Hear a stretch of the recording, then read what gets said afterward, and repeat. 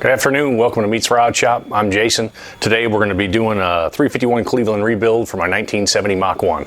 We're going to do some steps on prepping the block, putting everything together, getting it ready to run in the car.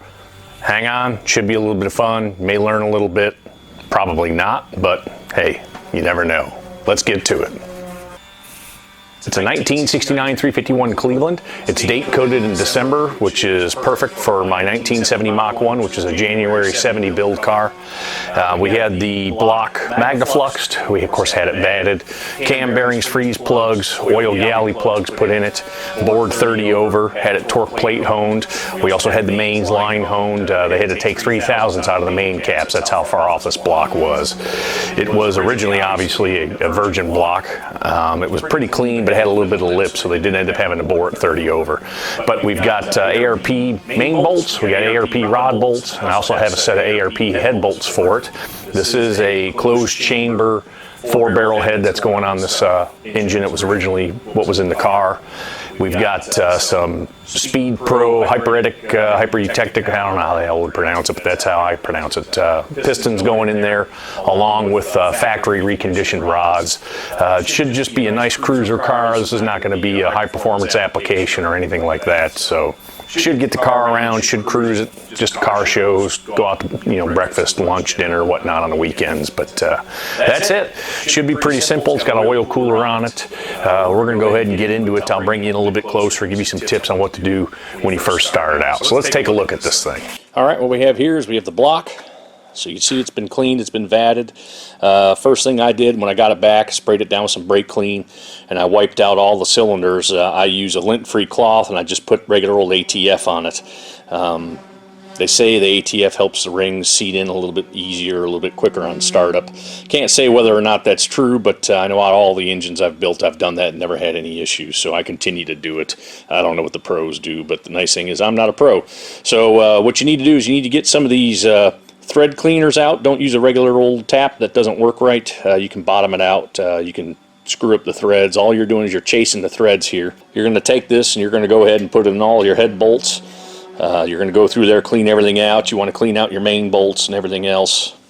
You trust that your machine shop has done that, but like they say, you don't trust anyone when it comes to engines. You want to make sure it's nice and clean. And of course, you always use a lint-free cloth. Any type of debris in here, you're going to tear up your brand new engine. It's a good idea to go through, vat it, clean it, brake clean, garden hose, some brushes, clean out all your oil galleys, clean out all your lifter bosses, lifter area where your distributor goes, of course. Thermostat and everything on these, which I gotta show you here. One thing on these 351 Clevelands versus all your standard Fords is these 351 Clevelands, there's a little restrictor plate that goes in there. We'll get your eyes down in there. You can see it there. It says top on there. That's what's pressed down into the block, and the thermostat, when it actually opens, it'll seal down in that chamfered area there. So you always want to make sure on a Cleveland that you're running that restrictor plate, otherwise you will have cooling problems, I guarantee it. All right, what we got here, whenever I start building an engine, I like to get a table out, put some paper down on top of it, that way I got a nice clean working surface. Again, cleanliness is the key to these engines, and making sure you don't tear nothing up when you first crank it up. So I got my piston ring set here. I'm using a plasma moly set, 30 over. I may file, and we'll check and see how the end gaps turn out on the pistons. I've got my Silva-Lite hyper-eutectic pistons here, 30/1000ths over. It's a flat top piston. Of course, I had the machine shop. They went through the rods for me, put ARP rod bolts in here, pressed my pistons on. They also balanced it. That's a big thing. If you're changing crank weight and stuff like that, putting on new pistons, it's a good idea to go ahead and have it balanced. It can be pricey. I know they had to add a lot of Mallory to the crank on this engine, so it cost quite a bit more than normal, but it's well worth it. You don't want a bad vibration when you get this thing cranked up. So I got my oil pump. I got my oil pump pickup. We'll go through here. I'll show you when this goes on here. Some people like to pack petrolatum or Vaseline into the oil pump galley. It helps prime it on startup, but we're going to prime it with a drill anyway, so I don't bother doing that. I've got my timing set here. This is just a standard double roller timing set from one of your local auto places. Yeah, it was cheap. It's got a 3 key way. You can advance it or retard it 4 degrees or just put it straight up if you want. We'll probably just go straight up. I'm running a Crowder cam in this engine, and I believe they already manufacture 4 degrees of timing into it. I've got my Crowder lifters here. We're going to put these in a bucket of oil, let them soak for a little bit, let the air out there. These are what they call the cam saver lifters. They put a little bit more oil onto your cam and onto the lifters so that since it's a flat tappet, so you don't end up rounding over a lobe. Let's hope that doesn't happen on this one. I got my Mach main bearings here. They did go 20 thousandths over on this crank on the mains. They only went 10 thousandths over. That's how much they cut out of the rods, is 10 thousandths of an inch, and 20 thousandths on the mains. I wasn't too happy about that. You know, I thought about buying a new crank for it, but since this is a mild build, it's literally stock other than a 4-barrel intake aftermarket Edelbrock unit. This car is not going to see any RPM. It's not going to be beat on. This is strictly to cruise in. So I was okay with it, but I got my rod bearings here. Like I said, 10 thousandths over or undersized, whatever you want to call it. I've got some PTFE thread sealant. I got my ARP assembly lube. When you're running your ARP fasteners, they will always give you a little packet of lube for them to make sure it's an even torque, but you know, you never have enough. So I just went out and bought a big jug of it quite a few years ago. It's lasted me, I don't know how many engines I've built, but I haven't ran out yet. And then assembly lube. You always want to put some assembly lube on the bearings, and when we go to do it, I'll show you all this. This is just Lucas. I think I just picked this up at the local auto parts store. But I got an ARP oil pump shaft. I always put these in every engine I build just because it's a stronger oil pump shaft. You don't want to have it twist and lock up your oil pump when you're cruising down the road. And next thing you know, you tear up your brand new engine. I got my ARP intake bolts. I got my head bolts here, thermostat, rear main seal. I got my timing cover seal. That's about it. We're going to get you in here close on the bottom end. Have a look at the bottom of the engine here. Let's go ahead. All right, here we go. We've got the engine mounted up on the stand. I've already cleaned it. I went through my head bolts, went through my main bolts with the thread chaser, got that all cleaned out here. You can see brand new brass freeze plugs put in. It's a good idea to use brass so they don't rust. This car is going to sit a lot, obviously, because it's a weekend cruiser. But I've gone through the mains. The mains are nice and clean. Cam bearings, brand new cam bearings, they're nice and clean. So what you got here, you got to look in all your main bearings. Your rod bearings are the same way. We get this little chamfer in here that's notched out in the block, and that's how your main bearing will snap in there and will hold that in place. Let's see if we can't zoom in a little bit there, see what you can see. So if you can see right here, see that little notches there in the main bearing, that's where that's going to go. All right, and down here you can get a little bit closer. Here's your oil galley holes here. This is where your oil comes in and out of your mains. You got to make sure when you put your bearings in there, obviously, that the hole for the oil passage in your bearing is lined up properly. Otherwise, you will smoke your crank brand new. Kids may enjoy that smoking crank thing, but you know, most people don't when it comes to engines. So, but there we are. That's about what we got. Let's go ahead. We're going to pop some bearings in this thing. We're going to throw the crank in, plastic gauge it, and get moving. All right, so one thing you want to check on all your bearings is that you have the proper bearing. Of course, verify part number, and then stamped into each bearing, it'll actually say what undersize it is on here. So like on this one here, it says 0.020 for 20 thousandths undersize. And it also says upper. So what I'm going to do is I'm going to bring you in real close here so we can see this hole or slice, gash, whatever you want to call it, that's milled into the bearing for the oil to pass through into the crank. So let's get in here real close. I'll show you here. So right there, you can actually see the oil hole that's milled into this bearing, and you can see this is the number 3 bearing, so it's got the thrust surface which sets your end play on your crank. That's front and aft, but it does show correct. And then you can also see the notch that's pressed into this bearing so it'll lock into the block properly. But that's it. Let's go ahead. I'll show you how to throw these into the engine real quick. All right, here we go. Let's get these bearings thrown in here. So I start out with the number 3 with the thrust bearing. It's real simple. Just find that notch, make sure it coincides with the proper one in the block. And then all I do is I just take it in here and I kind of walk it down into place. And you want to make sure, take your old Richard beater here, throw it on here, make sure that your bearing's nice and flat with the milled portion of the block where your main cap bolts down on there. Make sure you got your oil galley in the right spot. Make sure that it's lined up properly. Like I said, you don't want to smoke that crank first thing when you crank this thing up. So we're just going to go ahead, press on down the line. We're going to throw these bearings in real quick. Make sure they just snap into place real good. Again, you're looking, making sure it says upper, make sure it says on this crank 20 thousandths oversize. And you just snap them all into place there. It's real simple. And I'll bring you in closer to show what they look like here in a second. Again, make sure it's clean. Cleanliness, cleanliness, cleanliness. I cannot state that enough on these. You want to make sure they're level, clean, and everything else. We're going to plastic gauge this engine too. If you've never used plastic gauge before, it's pretty simple. It's a form of showing the bearing clearances between the crank and the bearing mating surfaces. So I'm going to go ahead and take my rod bolts, my main bolts. I'm going to leave them in order on my paper here. And we're going to go ahead and put our bearings in our main caps. Again, put some lint-free paper down, just set everything on. That way it keeps it nice and clean. Flip it over, take your bearing, bottom one, make sure. You can have 3/4 groove bearings or whole groove bearings. These are half groove, so that means the top portion of the bearing is actually grooved for oil to pass through. The bottoms are not. On my race engine for one of my race cars, I do run 3/4 groove bearings, so they go into the lower bearing. It just gives a little bit more oil control for higher revving engine. Boy, I said that wrong. Higher revving engine, but we're not worried on that with this car. This car probably will never see over 6,000 RPM. If it does, there's a problem. So again, just take your mains, just press these down in there real quick. Make sure they're level, make sure they're clean.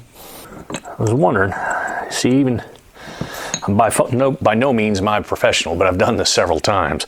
And I was just wondering, this bearing didn't want to fit right, and that's because I was putting it on the thrust bearing. Well, no wonder.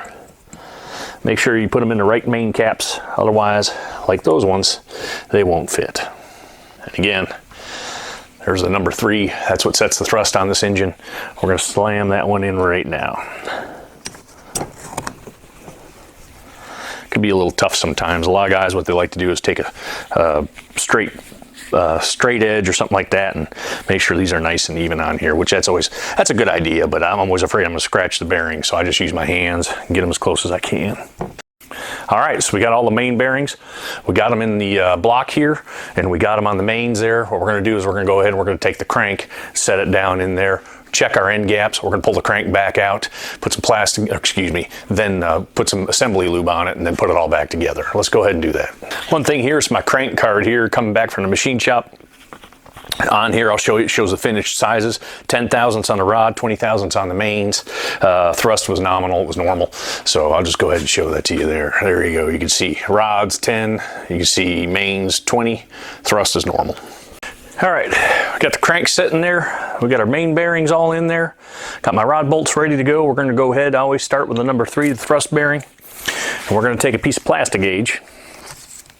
Right here, this is the green plastic gauge, the bearing clearance checker here. So what it is just a thin piece of plastic you stick down in there. When you bolt down and torque on your main caps there, what happens is it smashes this and tells you on the reader here, it'll tell you how many thousandths of an inch. I'm looking for about 2 thousandths of an inch on this for clearance. So it should be 2 thousandths or less. So we'll see. Should be good though. I trust the machine shop, but I don't trust them that much. So I'll show you how to do it. We'll pull it out a little bit. You just cut it, set it on your main, set it down there, torque it down. Should be good to go. Let's look. All right, we'll bring you in here. I don't know if you can see that. Probably not very well, but thin piece of plastic rod is basically what it is, and it just smashes down and you read it. So let's go ahead, just place it down there and torque it down.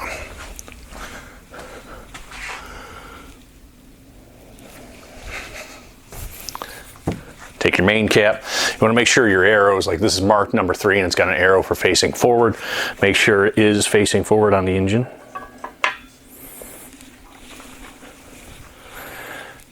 Take your ARP lube here. Just put a little bit on your bolts. You want to get it on the head and on the threads. Don't take a whole lot, but it does take a little bit. So you want it on the head, the washer. You want it on the threads. There's a little bit left on here already from the machine shop, so I ain't gonna get too crazy with it. But this engine, ARP suggests with their fasteners and using Moly lube, you want 100 foot-pounds on these. So what I like to do is I like to torque them in 3 increments up to 100 pounds. So 33 pounds, whatever you want to make it, step it up to 100 all the way, and you'll be good to go. I'll get the torque wrench out, we'll go ahead and knock that out. All right, so if I can give you a little suggestion here, one thing you always want to do when you're working on a brand new engine, make sure you're using a clean socket. Make sure you don't have a bunch of grease or dirt built up into the socket and you go place it over the top of your brand new clean engine, go to torque and you got dirt and schmutz and crud coming out and landing on your brand new clean engine. Matter of fact, this 9/16 I looked beforehand and it had a bunch of grease and dirt packed up in there, so I just took a quick brush, cleaned it out with some brake cleaner and knocked it out. But we're gonna go ahead, we're gonna set this torque wrench to let's see here, we'll go 34 foot-pounds just to make it easy, and we'll torque it nice and smooth. You don't want to jerk it, you know, so you're gonna snug it up here a little bit. Snug both bolts up, and you want to pull in one continuous motion. You don't want to get to where it's tight, stop, and then try and click it, because a lot of times you're overcoming the force of the bolt tightening and it'll automatically click and you may not be at the proper torque. So again, start out and you want one continuous torquing motion. So let's go. We're going 35 foot-pounds, 34. All right, so it's 34. All right, we're gonna bump it on up. We're gonna go on up to 70.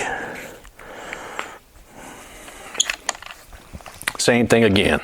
You want that nice smooth motion.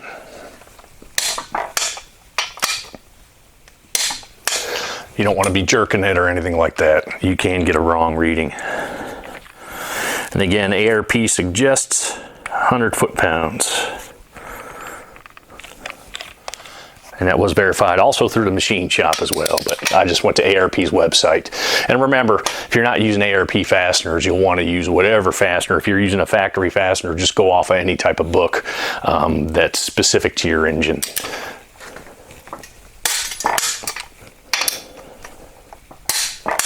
There we are. And what we'll do now is we'll back it off. I never use my torque wrenches to back off. That's just something when I was in the military. They taught us torque wrenches are strictly for tightening. You know, you don't have to do that, but that's just it's personal preference. So let's go ahead and we'll pop these bolts back off. And we'll see how that plastic gauge looks.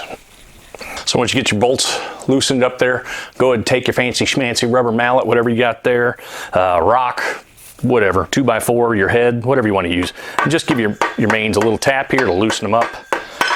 Comes right off there. And it looks like we're looking good, just taking a look at it here. And go ahead and we'll cut this. Funny thing is, I opened this one pack of plastic gauge, there wasn't any in it, brand new. So I got gypped on that one, but let's go ahead, let's take a look. Let's see what she's reading as. Perfect, right between the two, a little tighter than 2, so 1 to 2 thousandths. Yeah. Looks about 15 thousandths. That's where we're looking at. Should be good to go on that one. Now we'll go ahead and we'll do the rest. I'm not going to bother taking you through that process. It's the same. Make sure, scrape that plastic gauge off. I keep a little plastic scraper so I don't mar the steel. Go ahead, scrape off that plastic gauge off your bearing and off that crank, and then we'll go through, we'll check the other ones. We're going to check the thrust end play, which I guess I should have done beforehand, but maybe we'll torque this one back down and check the thrust again, because I did not check that when I had this one in there. But we'll go ahead, we'll check it after we put it all together, and hopefully it'll be good. I got a feeling it will be. If it's not, well, I guess another trip to machine shop. So all right, so here we are. We had the crank in there. We checked all the bearing clearances on there. They're all within tolerance, well within what I'm looking for.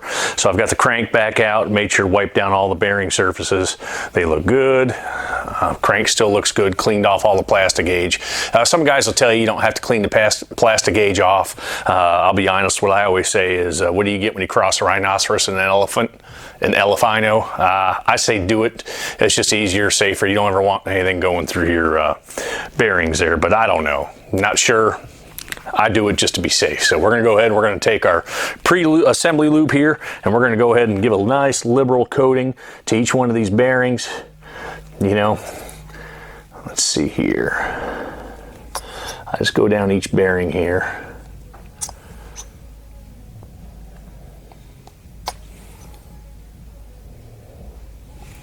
And then go ahead and wipe it in.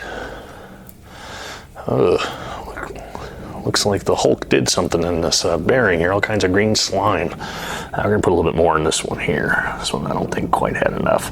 Yeah, it's, you know, it's kind of like those, you ever had those banana nilla wafers there, the banana sugar wafers, you can't get enough. Go ahead and give a nice liberal coating with this assembly lube. You know, I'd rather run to the store and buy more if I had to, than take a chance of tearing my crank up there. So, all right, we got the pre-assembly lube on the upper part of the bearings. We'll go ahead and drop the crank back in.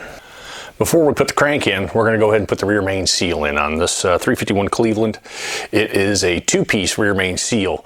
On your later model Fords, well, all right, let me put it this way. On your later model small blocks, 302, 351 Windsor, they're a one-piece seal. So what you can do is you can actually slide those on the back of the crank after you put the main caps on. On this thing, you can't. It actually slides down in the main cap and slides down in the block. So you always want to make sure that you've got it installed prior to putting the crank in. Otherwise you will have to pull the main caps and more than likely pull the crank back out to get this thing in there. And always put a little dab of silicone in there just on the edges. You don't want to goop the whole thing up in there. You know, you don't want to be like a kid with a birthday cake and icing going crazy with it. Just a little bit will do you. So we'll go ahead and slide that down in there. You want to trim it, make sure it's trimmed up nice, and then put a little bit of silicone on it. I'll go ahead and give you another tip here. On all your rod bolts, on all your main bolts here, most of them, so I guess it's not all of them, but on one of your main bolts here, what you're going to have on most engines is you're going to have a stud that's coming out on top here. And what that stud is for, if you're not running a windage tray, which obviously I'm not on this because there's only one bolt that does have that stud is to hold your pickup tube for your oil pump. On these Mustangs, these old school Mustangs, and a lot of your old school Fords and stuff like that, it is a front sump pan, so typically they don't have a provision on their oil pickup tube to bolt to your main cap. So in this situation, it doesn't matter where you put this one bolt, although typically what I'll do is I'll put it on the number 4 bearing main cap on the, I believe it's the passenger side. The passenger side, it doesn't really matter, but I'll typically put it on the passenger side, number 4 main bolt. The reason for that is just because like the late model Mustang stuff, when I mess with that, that's where that bolt goes. But just want to pay attention to that and make sure you know your engine. That's why it's important to plan ahead, is you don't want to have to untorque your mains after you torque them down to move this main bolt around. I mean, you can, it's not a big issue, but you just want to go and make sure, and if you do remove one bolt out of one side of the main cap, go ahead and do them both and then torque them both back down. You don't want to just untorque one side of the main cap and retorque it. It's just not a good idea. So, well, all right, what we're going to go ahead and do now, I don't have to go back through the torquing sequence with you. You've seen it once. We're going to go ahead and lube these bolts back up, throw them back in there. We'll get this crank torqued back down, and then we'll check in play on that crank. All right, now we're going to go ahead, we get the crank back in. We're going to check our thrust clearance on this. Easy way to do it, how I do it, is I just put a dial indicator on the end of the crank. And then you pry one way. You'll set the dial indicator to 0, and then you'll pry the other way and see this has 7 thousandths of thrust clearance. So that's within tolerance. Not that bad. I would prefer 5, but 7's good enough. We'll go ahead and run this. All right, let's go ahead and talk ring gap. Ring gap is the gap between the piston rings. You get a top, second, and third ring, and you want to make sure that you've got enough gap. That way the ends don't come together under load and butt up against each other, because what they'll do is actually buckle, and you can break a piston ring land when that happens. So each piston's different, and also depends on each application. Street strip, nitrous, blower, depends again on what type of piston, forged, cast, hyper-eutectic. These are hyper-eutectic pistons going in here, and this is just strictly a street engine. I have zero plans to ever spray this. So what I'm gonna do is I'm gonna go off of what the ring manufacturer suggests. So believe it or not, I'm actually following directions here. So if you look here, street application, top ring, it's bore times 4 thousandths. So, excuse me, that's for cast or forged pistons. This is hyper-eutectic, so it's 65 thousandths is what this is.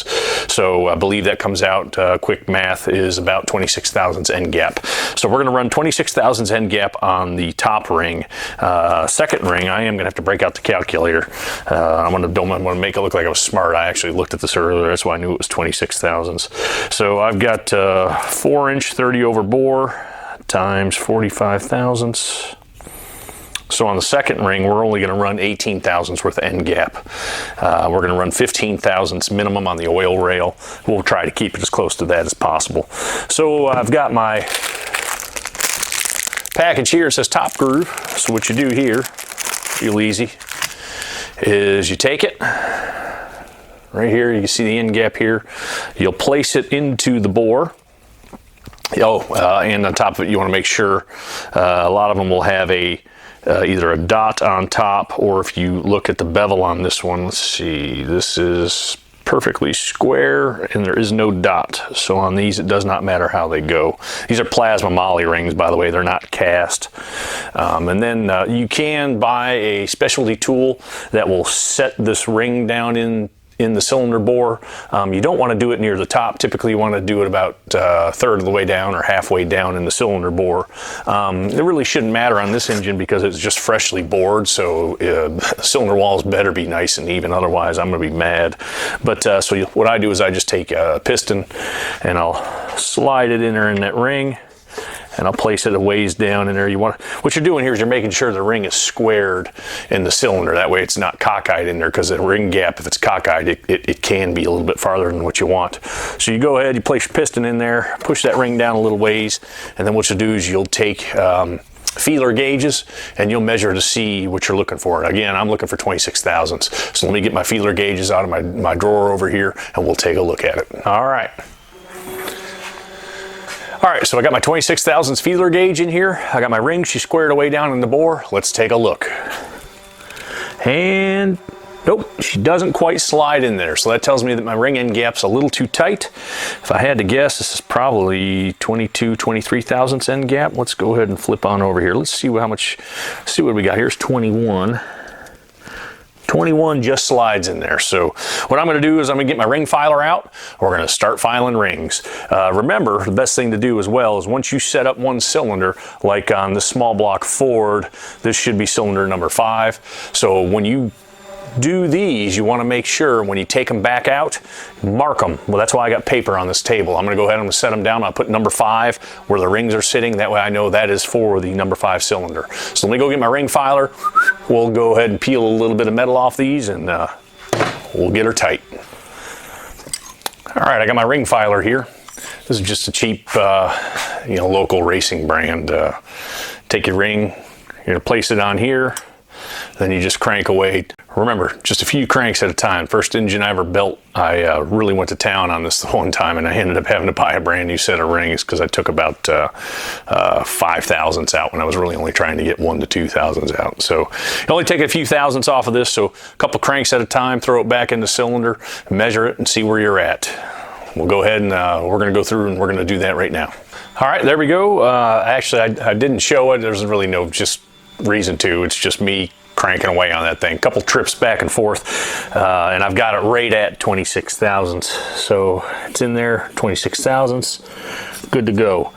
And what you got to remember too, after you get done filing your rings, the edges, you got to go in there with a file or some emery cloth and you got to knock the edge off of the actual ring, because you can score your cylinder and you can screw up your piston if you don't take that little machined edge or filed edge off. So just take a piece of emery cloth. I always keep a little set of jeweler's files here for knocking that edge off each ring. So the top ring is done on the number 5 cylinder. It's probably going to take me at least an hour, maybe two, to go through all of these, so I'm not going to show that. But we'll go through. I'm starting on cylinder 5. I got the top ring done, so I'm going to mark this right here. So what I'll do is I'll set that down, and then I take my handy dandy schmandy marker, and I'll write number 5 on the paper, and it's sitting over there. That way I know that ring is for number 5. And you also want to make sure, don't get your second groove and your top groove mixed up. That's a big deal. You definitely don't want to get that mixed up. So what you can do, it's really a good idea. If you don't want to mark them, you want to put them right onto the piston. Start on your oil control rings first. File those, get them correct if they need filed. More than likely they won't on this, but put those on the piston. Then start with your second ring. It's good. Go ahead, put that on there, and then top ring, put that on the piston. That way you know they're lined up with your pistons. So, all right, I'm gonna go ahead. We're gonna go through the rest of the cylinders on this. We're gonna put them on there, and then we'll knock these slugs in the hole. All right. All right, I got the top rings all filed down. Everything's fitted. I just got to pop them on the pistons, and we can throw the slugs in the hole. Just the top rings need to be filed. Second rings were good. Of course, oil control rings, I don't think I've ever had one of those bad. But that's it for now. I'm going to go ahead and get this video thrown together, poorly, obviously, and we'll get it posted up. But I want to thank you for watching. Thanks for taking the time to see what I do in my shop. These are merely suggestions for what I do, not suggestions for what you should do. I would highly suggest getting a book and going through your specific engine book and following those instructions, because I don't have any specialty training if that's not clear enough. But anyway, thank you for watching. Remember, keep your stick on the ice and keep your head up.